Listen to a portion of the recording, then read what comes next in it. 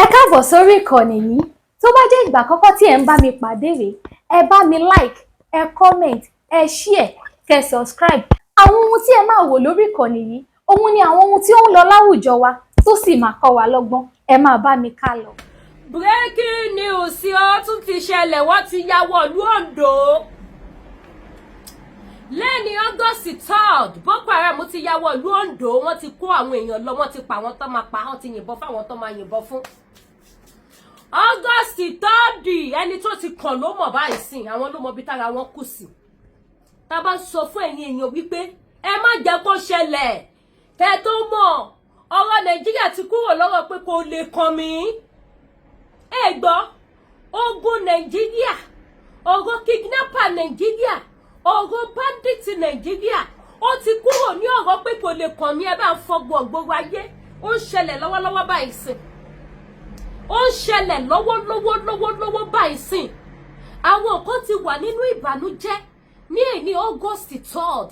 Láwọn tí wọ́n dúpẹ́ fọ́lọ́run pé Ọlọ́run ṣe o, a tún ti wọnú oṣù August o, Ọlọ́run ṣoṣù òyìn lóṣù ayọ̀ fún wa o, Ọlọ́run ṣe this ṣe that. Ó ti wà nú ẹ̀ báyìí sìn o. Ogun Nàìjíríà ti kọlù wọn o. Oṣù tó sọ fọ́lọ́run pé kó sọ di oṣù ayọ̀, oṣù ìdùnnú fáwọn káwọn má rí ibi, káwọn má rí bànújẹ́. Ogun Nàìjíríà ti sọ di bànújẹ́ mọ́ wọn lọ́wọ́. According to tí máa dẹ̀ máa play video fún yín tẹ́ máa fi ti ara yín gbọ́. According to èèyàn 6 ni wọ́n sì lè sọ wípé wọ́n kó lọ. Èèyàn 3 ni wọ́n sì lè sọ wípé wọ́n ti fara gba ìbọn. Àwọn kú wọn yé ni, Ọlọ́run ló yé. Ẹ mọ̀ pé tí nǹkan bá ṣẹ̀ṣẹ̀ ṣẹlẹ̀ fún mi báyìí, wọ́n sì máa ṣe wìtì. Ó dìgbà tó bá wá sọ pé èèyàn mélòó ló wà nínú mọ́tò eléyìí, èèyàn mélòó ló wà nínú mọ́tò eléyìí, èèyàn mélòó ló wà nínú eléyìí, ló máa ṣẹ̀ṣẹ̀ mọ́ ìyàwó tó kó pé àṣọpọ̀ ju báwọn ṣe sọ lọ. Àṣọpọ̀ ju báwọn ṣe sọ lọ. Ó ti ṣẹlẹ̀ sí báyìí. Ṣé kò sí gọ́fúnà ń lù mọ́? Gbogbo èyí tẹ́ sọ wípé pẹ́pẹ́sẹ́ kíní kan ṣe ẹlẹ́dẹ̀ ń pakọ̀, ṣe ti rí báyìí sìn. Àwọn tó ti kàn léni báyìí sìn, léni ọjọ́ Ajé, èní ọjọ́ Monday, ọjọ́ 3 oṣù kẹjọ ọdún 2026. Àwọn tó ti kàn ló mọ̀ báyìí sìn. Kọ́ lọ má jẹ́ kí ìbànújẹ́ kó wọlé tọ̀ wá. Now àwọn tó wá ṣẹlẹ̀ sí, mélòó ni gọ́fúnà máa bá wọn wọ́n nínú ẹ̀? Mélòó làwọn fẹnu jáwáyà tí wọ́n kọ̀ndẹ́mù àwọn akíkanjú tó ń ṣiṣẹ́ wípé kí ìyà má jẹ ìran Yorùbá? Àwọn tó ṣẹnu wọn ṣùtìṣùtì bí okó ọ̀bọ, mélòó nínú wọn sì ló máa bá wọn jẹ ìrora ìbànújẹ́ tó wọlé tàwọn tó ṣẹlẹ̀ sí ìsìn? Ìbéèrè ni mo béèrè o, ẹ má láriwo mi pọ̀, bó ṣe ń jó mi ni. Tí nǹkan bá jó mi náà ló máa ń jẹ́ kí n mọ̀ pariwo. Mélòó nínú wọn, àwọn tó máa ń sọ̀sọ́kúsọ sí àwọn tó bá dìde láti jà fún ìran Yorùbá, mélòó nínú wọn ló máa ṣe kíni, ló máa bá wọn dá sí ohun tó wà nílẹ̀? Ẹ bá kọ sí comment section. Mi ìfẹ́ gbà wá lákòókò. Ẹ gbọ́ mi ò fẹ́ gbà wá lákòókò. Mélòó nínú wọn ló máa bá wọn dá sí? Mélòó nínú wọn ló máa bá wọn wọn? Kọ́ lọ má jẹ́ kí aburú kó ṣẹlẹ̀ sí wa, kọ́ lọ má jẹ́ kí ibi kó wọlé tọ̀ wá, kọ́ lọ má jàrí bànújẹ́, ká má rí fòrò, ká má rí wàhálà. Àwọn tó ṣẹlẹ̀ sí nísìn, àwọn ló mọ bí tára wọn kù sí. Àwọn tó ti ṣe kí ni mo pè? Àwọn, ẹ má bínú pé mo ń wo sàlẹ̀ o, mo fẹ́ mount gbogbo fídíò yẹn papọ̀ kí sọ́dẹ̀yọ̀ kan ni, sódà ká ní máa wo kélekèle. Àwọn tó ti ṣẹlẹ̀ sí, àwọn ni wọ́n lè sọ nísìn ń tó ṣẹlẹ̀ sí àwọn. Ẹ má wá gbàgbé pé àwọn tó ṣẹlẹ̀ sí yìí o, wọn ò ní lọ́kàn o, wọn ò bẹ́ lóhun wẹ́ o, ádáhádá ni wọ́n bá jáde nínú ilé o, léni ọjọ́ Ajé, kéèyàn má jókòó sínú ilé, kéèyàn má jókòó tẹ́tẹ́rẹ́tẹ́, òun ló gbé wọn bọ́ síta o. Kódà lára àwọn tó kó gbajúgbajà ó wà nínú wọn. Gbajúmọ̀ olórin kan ní ìlú Ondo ó wà nínú àwọn tí wọ́n kó lọ. Kí ni wọ́n fẹ́ bá wọn ṣe sí? Àwọn fẹnu wú géètì, fẹnu jáwáyà, àwọn tó ń janu lásánlásán, àwọn janujanu of Nigeria. Àwọn janujanu of Nigeria, kí ló fẹ́ bá wọn ṣe sí? Tá bá ń sọ wípé ọmọ Yorùbá, ẹ jẹ́ àfọ̀tẹ̀ sílẹ̀, ẹ jẹ́ àfìjà sílẹ̀, ẹ jẹ́ ká fìjà ìlara sílẹ̀, ẹ jẹ́ ká jọ pawọ́pọ̀, ẹ jájọ ṣe kó ba lè dá fún wa ni ká má bàa fojú sunkún ẹnikẹ́ni ni káwọn pípé má sọ wá dẹni tó máa rí ìbànújẹ́ ọkàn lórí àwọn èèyàn wa ní gbogbo ìgbà. Ta ló máa gbé irú eléyìí sìn tí inú ẹ̀ máa dùn tí pòrúurú ìbànújẹ́ ọkàn ò ní mú pé àbá kí ló tún dé báyọ̀ lọ. Ìbéèrè ni mo béèrè o, ta ló máa rí irú eléyìí sìn tí inú ẹ̀ máa dùn wípé nǹkan tó dáa ló ṣẹlẹ̀ yìí. Kí èèyàn jáde wípé òun bá ọrọ̀ ajé lọ, òun bá kó lè dá lọ, kọ́dẹ̀ ṣe kíni, kọ́dẹ̀ gbé wọn. Máa fún fídíò ní fọ́ọ̀lù ẹ gbọ́ bó ṣe ń ṣẹlẹ̀ báyìí. Ẹ gbọ́ bó ṣe lọ, ẹ gbọ́ bó ṣe ń ṣẹlẹ̀. Ìjọ wo lọmọ Yorùbá fẹ́ gbọ́? Ìjọ wo ni Yorùbá fẹ́ fi ìmọ̀ ṣọ̀kan? Ìjọ wo ni Yorùbá fẹ́ pera wọn papọ̀? Kí wọ́n jọ pera wọn wálé, kájọ pera wa sí ipa ọgbọ́n, kájọ sọ àsọyé tó máa wúlò tó máa ṣe gbogbo wa láǹfààní tí ò ní méwu dání fún wa mọ́. Ìjọ wo la fẹ́ gbọ́gbọ́ irú ẹ̀? Ìjọ wo la fẹ́ ṣe irú ẹ̀? Náà ẹ bá mi gbójú ayọ̀ sókè. Ẹ jẹ́ n play ẹ̀ fún wa kí gbogbo wa jọ gbọ́. Àwọn tó kàn ló mọ̀ báyìí kọ́ lọ má jẹ́ kí ibi kó kọ́ wá. Ó yá ẹ gbóhùn sókè à ń gbọ́. Bó ló ṣe ṣẹlẹ̀? Mọ́tò yẹn ni wọ́n ti kóyàn lọ́nu mọ́tò yẹn.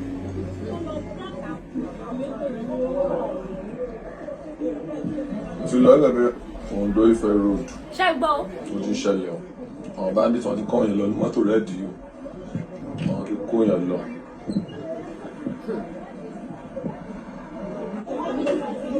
A sọ pé gbogbo ilẹ̀ Yorùbá làwọn pípé ti dominate. Àbúrò ẹ̀ ti sẹ́ ẹdẹ yìí kọrin nìyí.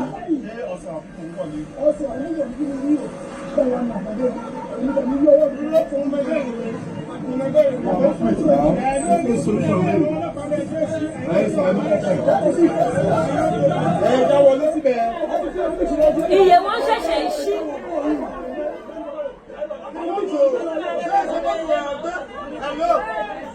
Ẹ ṣe mọ́tò mi, ẹ ṣe mọ́tò mi.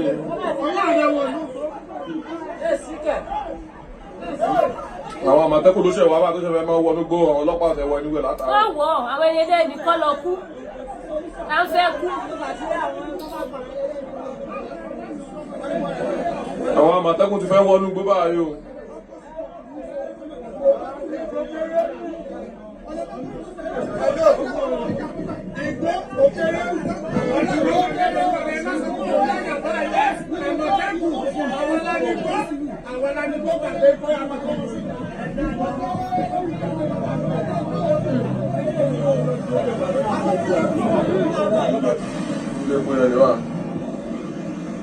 Èmi àkókò ló wá síbẹ̀ orí wọn ti kóyàn wọn lù bọ́ síyàn mẹ́ta kọ́ wọn kókó wọnú gbó lọ.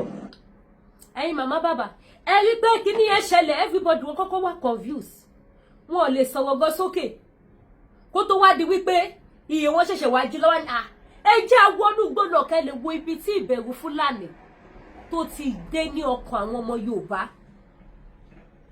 Ìbẹ̀rù Fúlàní ó ti gba gbogbo ọkàn àwọn ọmọ Yorùbá kan. Àwọn ọlọ́pàá wọn ò wọnú gbó o because kò sẹ́ni tó fẹ́ kú. Ọlọ́pàá tó rí yọ tí ò ṣòwò ní kidnapper kó. Ọlọ́pàá tó rí yọ tí kidnapper ò yìnbọn fún. Tẹ́wá ní kó wọnú gbó. Irú ìbọn wo ló wà lọ́wọ́ ọlọ́pàá tó fẹ́ fi wọnú gbó? Ìbéèrè tí ó fàjà. Lọ́wọ́ irinṣẹ́ burúkú tó wà lọ́wọ́ Boko Haram. Lọ́wọ́ àwọn nǹkan burúkú tó wà lọ́wọ́ Boko Haram. Ẹ̀yin bàbá wa nílẹ̀ Yorùbá má sùn.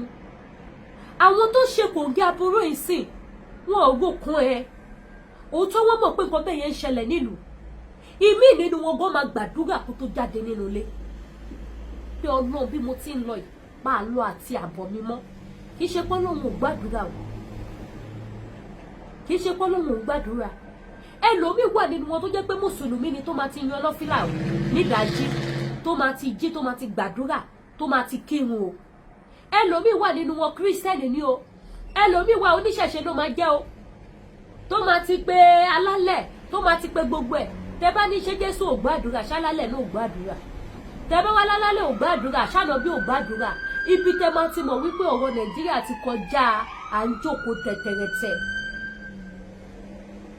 Gbogbo ìgbà sìn tẹ́ bá gbọ́ pé wọ́n kó àwọn èèyàn ọmọ sẹ́nítọ̀ mélòó lẹ gbọ́ pé wọ́n kó. bí wọ́n bá gbé ọmọ sẹ́nítọ̀ kó tó pé 48 hours ó máa jáde. Èyí ló yẹ kí iye àwa mẹ̀kúnnù lápapọ̀ kí iye wa fi ṣí. Ká fi mọ̀ wípé ó tó gẹ́. A lè continue àti máa sí àwọn olórí wa kó dẹ̀ máa fìyà jẹ wá.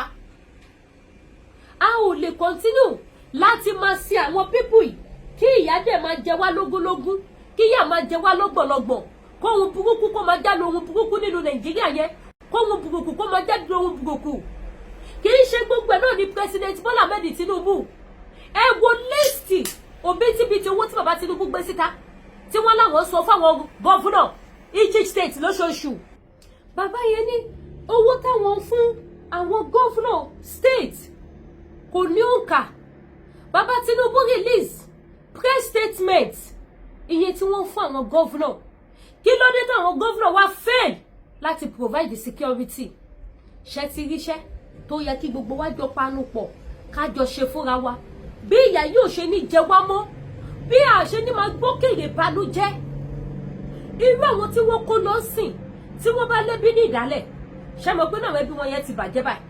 Ohun tó kọ́ máa wò ní pé how many million làwọn máa wá báyìí? Èrò ni millions táwọn Boko Haram máa béèrè, àbí kìí ṣe bẹ́ẹ̀?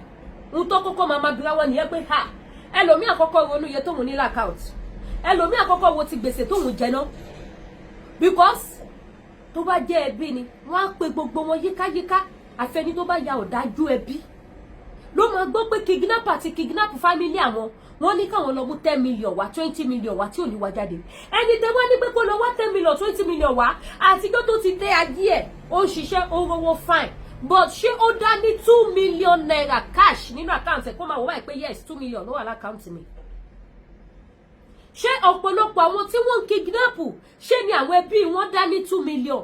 Ṣùgbọ́n nígbà tó bá di pé wọ́n ti gbọ́ pé wọ́n kidnap àwọn èèyàn wọn, nínú ìbànújẹ́ àti ẹkún ni wọ́n ti máa wá owó jáde. Ẹgbẹ́ iye tí bàbá Tinubu tí wọ́n kó fún each state ní ọdọọdún. State kọ̀ọ̀kan ẹ wá gbọ́, ẹ jájọ gbọ́, ẹ bá mi share show yìí. Ẹ má bínú pé mi ò kí yín, ohun tó wà lè ju kíkí lọ. Nínú oṣù tuntun ọ̀sẹ̀ tuntun, àwọn ìdílé kan ló ti wà nínú ìbànújẹ́ yẹn. Ẹ bá mi share, ẹ jájọ gbọ́. Ó yá.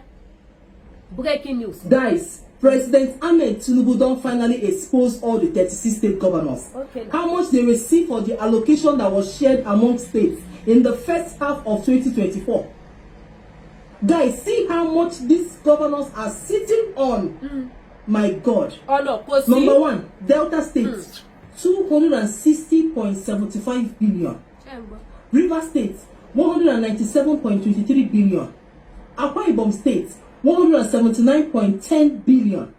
Lagos, 161.07 billion. Bayelsa State, 157.73 billion. Kano State, 84.76 billion. Oyo State, 66.75 billion. Edo State, 65.88 billion. Anambra State, 65.45 billion. Ondo State, 65.43 billion. Borno, 63.35 billion. Katsina, 60.58 billion. Let's go. Benue, 59.10 billion. Imo State, 58.06 billion. Abia, 54.23 billion. Niger State, 53.59 billion. Kebbi, 53.36 billion. Enugu State, 52.58 billion.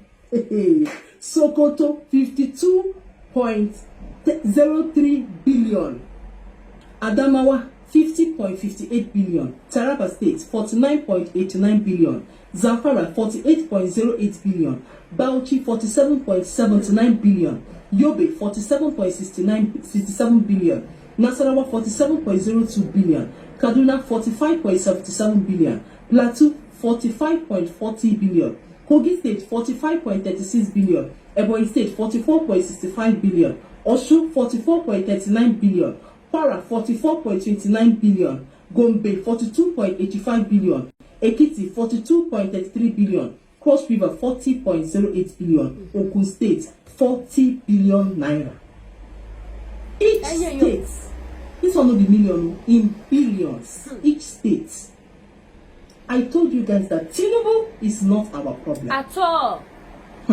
What these protests will expose is still coming. Ẹ jẹ́ ká dá lé mi bẹ̀yẹn ká fà fẹnu wa ṣàlàyé tó kù. Ohun lẹ gbọ́ yẹn o. Now ẹ wá sọ fún mi gbogbo kíní kan 260 billion fún state kan lọ́dún. Ẹ wá lọ wo state tí wọ́n fún ní 260 billion ó tún lé lórí o ní ọdún kan. State yẹn ṣé wọ́n kidnap níbẹ̀? State yẹn ṣé gbogbo ojú ọ̀nà wọn ló wà okay? Ṣé gbogbo àwọn government school ló wà okay? Ṣé gbogbo government hospital ló wà okay? Àbí kì í ṣe àwọn kan tó ní kó fi náà ṣe nìyẹn? Kó fowó ṣe nìyẹn? Ṣé kì í ṣe àwọn kan tó ní kó fowó ṣe nìyẹn tó fi fún wọn? Ṣé wọ́n fún wọn pé kó máa kó sápò wọn ni? Kó fi tún ìlú ṣe. Kí ló wà? Kọ́nà wà. Kómi wà. Kí security wà. Kí hospital wà. Kí iléèwé wà. Nǹkan mẹ́fà tó ní kó máa fowó ṣe nìyẹn. Ẹ wá bi mí léèrè pé nínú mẹ́fẹ̀ẹ̀fà yẹn ṣé wọ́n ṣe ẹyọ kan? Each state. Ẹ fún mi ní state tí a lè fi ọwọ́ sọ̀yà tí a lè gbóṣùbà fún governor bẹ́ẹ̀ pé tó bá sọ nípa ti school àwọn ọmọ ẹ gbàgbé governor state in try. Àbí kọ́ ní tó bá sọ nípa ojú ọ̀nà ẹ gbàgbé governor state yìí ó gbìyànjú ó tún ojú ọ̀nà ṣe. Àbí kọ́ ní tó bá sọ nípa general hospital ẹ gbóṣùbà ẹ ṣe gbòsàgbòsà fún governor state yìí ó make sure wípé general hospital wọ́n ṣiṣẹ́ déédéé irinṣẹ́ wà bẹ́ẹ̀dì wà iná wà ń bẹ̀ kò sí pé wọ́n fẹ́ ṣe surgery fúnyàn wọ́n ṣẹ̀ṣẹ̀ ní kọ́ lọ máa ra petrol sí generator kò sí pé wọ́n fẹ́ ṣe surgery fúnyàn kò sí doctor on sick kò sí pé wọ́n gbé emergency dé kò sí treatment tó fẹ́ lò fún ẹ fún wa ní state náà nínú gbogbo 36 states tó wà Nàìjíríà nínú gbogbo 36 states tó wà Nàìjíríà tí wọ́n ń gba bílíbílíbílíbílí lọ́dọọdún ẹ fún wa ní state tẹ́lẹ̀ fọwọ́ ìsọ̀yà wípé iná state yìí ó rọjú kalẹ̀ ní bí òkú ọlọ́mọ kò ṣẹ́jú. Àbíkẹ́ fún wa ní state náà ní 36 state tí wọ́n ń gba bílíbílí yìí wípé tó bá ń sọ̀rọ̀ nípa security ẹ ṣáà máa lọ sí state báyìí ààbò tó péye wà ń bẹ̀ nínú Nàìjíríà. Ondo tí wọ́n ti yà wọ̀ lọ kó wọ́n sìn ẹ ṣàgbọ́yé tó òdòdó ń gbà lọ́dọọdún meanwhile wọ́n ti increase owó yẹn. We are talking about 2024 budget òun lẹ́gbọ́n yẹn iye tó ń gbà sá 2024 2025 wọ́n increase 2026 wọ́n increase ẹ wá wo iye times bílí tí wọ́n ń gbà bílíọ̀nù ni mo sọ di bílí o torí ẹ̀yin ẹlòmíì lè máa gba akíní ìtumọ̀ bílíọ̀nù ni ẹ wá wo iye billions tí wọ́n ń gbà ní each state ibo ló wọlé sí kí ni wọ́n fi ṣe ọmọ Nàìjíríà ìwé kọ ọ̀rọ̀ election kan lọ́rọ̀ wá kọ̀ àwọn tábùrú kàn lẹ́ni wọn expect ẹ o àwọn kan dẹ̀ ló tún sì máa kàn lọ́la kì í ṣe pé àwọn kan ló tún máa kàn ní ọ̀túnla kì í ṣe pé wọ́n ti surround wa a ti wà láàrin àwọn Boko Haram a ti wà láàrin àwọn kidnapper àsìkò tó bá wù wọ́n ló máa wọlé ló máa mú yàn Boko Haram bí wọ́n ṣe ní information tí wọ́n ní agents tó fún wọn ní information láàrin àwọn Fúlàní ni wọ́n ní agent tó fún wọn ní information láàrin àwọn Haúsá ni wọ́n ní agent tó fún wọn ní information láàrin àwọn ọmọ Yorùbá kí ló sọ àwọn ọmọ Yorùbá dẹni tó wà lọ ṣiṣẹ́ burúkú ní ogun Nàìjíríà ní mọye táwọn kidnapper ń gbà ní ẹlòmíì tó lọ darapọ̀ mọ́ Boko Haram láti jẹ́ informant fún wọn láti máa bá wọn ṣiṣẹ́ láti ọjọ́ tó ti dáyé kòkó 1 million jọ rí lọ́dún kan nínú Nàìjíríà yẹn kòkó 1 million kì í ṣe pé mo fi yẹ̀yẹ́ àwọn èèyàn kì í ṣe pé mo fi tẹ́ńbẹ́lẹ̀ àwọn èèyàn gbogbo wa lájọ mọ̀ ẹlòmíì ti lò 30 years láyé nínú Nàìjíríà ẹlòmíì ti lò 40 years rí kò wo sùsù kó lówó tó wà lọ́wọ́ òun ìsìn 1 million naira káàṣì òun lòún dẹ̀ lè fún un kì í ṣe pé kò rówó ṣùgbọ́n kò sí àkójọ bùkátà ò jẹ́ kó ní àkójọ débi tó máa lè fi yọgbọ́n pé yes ọkàn mi balẹ̀ at least mo ṣì ní 1 million lákàntì tó bá ń pe àwọn ẹlẹ́gbẹ́ mílí èmi náà wà ní mílí bí n tẹ̀ tí débi bílíọ̀nù èmi náà ní mílíọ̀nù lákàntì kì í ṣe pé nìyẹn yọ̀lẹ̀ kì í ṣe pé kò ṣiṣẹ́ kì í ṣe pé kò kàwé kì í ṣe pé kò mọ bísínẹ́sì ṣe Nigerian problem ni Nigerian problem ni gbogbo ohun tá a ṣe sọ wípé ìwọ Yorùbá ìpínlẹ̀ Nàìjíríà ti bàjẹ́ jẹ́ ká tún ṣe àáfà bà ìpínlẹ̀ Nàìjíríà jẹ́ oníṣẹ̀ṣe bà ìpínlẹ̀ Nàìjíríà jẹ́, pásítọ̀ bà ìpínlẹ̀ Nàìjíríà jẹ́, ẹni tí ò ṣe fá, tí ò ṣe ṣọ́ọ̀ṣì, tí ò ṣe ṣẹ̀ṣe, àwọn náà bà ìpínlẹ̀ Nàìjíríà jẹ́. Àfi ká wá solution sí ìpínlẹ̀ tó ti bàjẹ́ yẹn ká tún ṣe. Kì í ṣe pé Nàìjíríà ò ní solution, kì í ṣe pé kò sí solution fún ọ̀rọ̀ Nàìjíríà. Tí èmi àti yín bá dúró ta fìmọ̀ ṣọ̀kan, tá bá jọ dúró tó ta fìmọ̀ ṣọ̀kan, a máa tún ìpínlẹ̀ tó bàjẹ́ yẹn a máa tún ṣe. Ara máa dé onílé adé àlejò. Oníkálukú bó tẹ̀ lè proud of million, ṣùgbọ́n wàá lè proud wípé kò sí fògòfáyé ẹ, ọkàn ẹ balẹ̀. Kò sí fògòfáyé, ọkàn ẹ balẹ̀. Fídíò kan tẹ̀ mí lọ́wọ́ kò ṣe post sí YouTube, mo sì fẹ́ gbé sí Facebook, mo sì ń ronú sí tí wọ́n bá níbi fún mi ní kinní. Kẹ́ lọ wo bí àwọn Nàìjíríà sójà ṣe ṣiṣẹ́ takuntakun, bí wọ́n ṣe pa àwọn Boko Haram lọ. Màmá bàbá mi, mò ń fi àsìkò yìí sọ fún yín wípé ìbọn tó wà lọ́wọ́ àwọn Boko Haram, ìbọn ẹyọ kan Nigerian sójà ò lè dá gbé níbi tí ìyìn yẹn wúwo dé. That is why tó bá pa àwọn Boko Haram yìí, ẹ máa ń rí oògùn oríṣiríṣi níbi tó bá ti pa wọ́n. Àwọn oògùn yẹn ni wọ́n lò tí wọ́n fi ń gbé ìbọn yẹn. Ẹ wá wo ìbọn tó wúwo burúkú yẹn, ẹ wo iṣẹ́ tó máa ṣe. Ìbọn tó yẹ kó tó bá ti mount ẹ̀ sílẹ̀ bí standing tí mo fi gbé fóònù mi sí, tó ti mount ẹ̀ báyìí, ọmọ ó ń ṣiṣẹ́ lọ ni, a ṣe síwájú, a ṣe sẹ́yìn, a ṣe sọ́tún, a ṣe sósì. Bùkọ́dà bọ́ bá ní kó tún kọrí sí sọ́mọ̀, ó ń gbórí sí sọ́mọ̀ ni ó máa release lọ. Bọ́ ní kó kọrí sílẹ̀, kó tún yẹlẹ̀, ó máa tún yẹn ni sí pálásà tó wà lọ́wọ́ àwọn tó láwọn fẹ́ dáàbò bò lù wá. Mo dẹ̀ ń wo àwọn Nigerian sójà bí wọ́n ṣe ń kó àwọn ìbọn yẹn àtàwọn rocket. Ìkan gbé ìbọn kó dẹ̀ fìbà, ìbọn ẹyọ kan ló gbé o. Tí ẹ bá rí adúgbò búlẹ̀tì tó ti mount sí lára, ibi tó bá gbé sí báyìí, tó bá ti tòbọ̀ sí, tó ti set ọta àbọ̀ sí lára báyìí, ó máa yìn lọ ní gbàgbàgbàgbà. Ó lè yìn látàárọ̀ dalẹ́, ó ní ara tó máa fi gba búlẹ̀tì sí. Kò sí pé wọ́n yìnbọn ta tán. Àwọn Nigerian sójà wà ń tó lẹ̀ báyìí, kẹ́ wá wo òkú àwọn pípù yìí tó ẹ̀ṣẹ̀ tó pa ní o. Bó ṣe ń pa wọ́n tó, kò tí ì hàn wípé wọ́n pa Boko Haram ní Nàìjíríà. Meanwhile, ẹ̀yin màmá bàbá ẹ má gbàgbé o wípé àdàbọ̀ nígbà tó ń kó wọn wọlé lógúnlógún, tó ń fi tírélà Dangote tó fi ń rú wọn wọlé, ṣé mo pàǹpariwo nígbà yẹn. Tó bá jẹ́ gbà yẹn ní Nigerian government tí kì í ṣe pé àwọn gangan ní ìka, àwọn gangan lápayọ̀, àwọn ló kó Boko Haram wọlé nígbà ètò ìṣèjọba Buhari, tó bá jẹ́ bá ṣe pariwo nígbà yẹn làwọn pípù yìí ti dìde sí ni. Àwọn pípù yìí ò ní pọ̀ tó yìí nínú Nàìjíríà tó wá di tó wá ń pa wọ́n tí wọ́n pa wọ́n tán. Tí bá pawọ́ ẹjọ́ ẹja mi comment section, ẹ bá fi pé ètò ìsíta káwọn èèyàn lè mọ̀ oṣù tuntun la wà yìí, kó ní kálukú lè mọ̀. Tó bá ní ẹ lọ dira, ẹ̀yin tẹ́ bá dira ẹ máa tún ṣe. Mi mọ̀ mo ìfẹ́ pùtù Yorùbá yẹn, ọmọ ní ta bá yìnbọn a máa tún kì ní, ẹ máa tún kì. Ewé a mọ̀ soko nígbà tí ẹ̀yin ò expect, ẹ máa túnra dì ní. Kó má jẹ́jọ́ tewé bá sunko gan lẹ máa bọ́ sọ́wọ́ Boko Haram. Tó bá sì dé lánàá àdúrà lẹ fi ń dira ń ti yín, ẹ mọ̀ tẹra má àdúrà yín dáadáa. Àdúrà ń yẹ ọta bọ́ o, àdúrà ó ń yẹ ọta ìbọn, àdúrà ó ń ṣiṣẹ́ ààbò tí Boko Haram ò ní gbéyàn. Ẹ má jẹ́ kó tàn yín o. Tó bá dé gé ìṣẹ̀ṣe yìí náà ni